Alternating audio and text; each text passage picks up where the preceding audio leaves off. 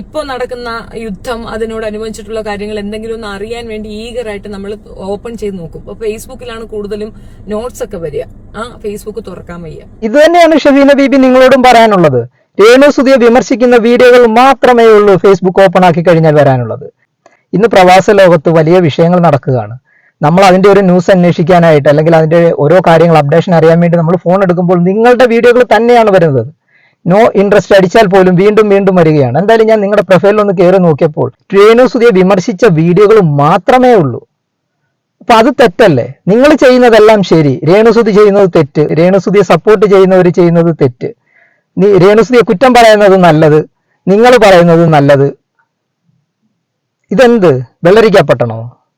അല്പമെങ്കിലും നിങ്ങൾക്ക് മനസാക്ഷി ഉണ്ടെങ്കിൽ ഈ പുണ്യമാസത്തിൽ കുറച്ചൊക്കെ ഒന്ന് ഒതുങ്ങും. ഇന്ന് പ്രവാസ ലോകത്തുള്ള ഓരോ പ്രവാസിയും വളരെ വിഷമത്തിലാണ് നിൽക്കുന്നത്. കാരണം ഓരോരോ ന്യൂസുകൾ വരുമ്പോൾ ഇവിടെ ഒരു പ്രശ്നങ്ങളുമില്ല. നമ്മുടെ സോഷ്യൽ മീഡിയ അല്ലെങ്കിൽ നമ്മുടെ സാമൂഹ്യ മാധ്യമങ്ങളിൽ വരുന്ന തെറ്റായ വാർത്തകൾ കണ്ട നമ്മുടെ വീട്ടുകാര് ഓരോ മിനിറ്റിലും വിളിക്കുകയാണ്.